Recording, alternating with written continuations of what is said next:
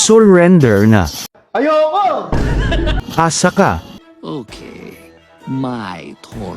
Pinasusurrender na nga dito ng Tigrel namin ang kalaban, kaso mukhang ayaw pa nga nila mag-surrender. Kaya panoorin nyo na lang kung paano sila madurage ng Karina ko. At kung hindi ka pa naka-follow sakin, alam mo na yan.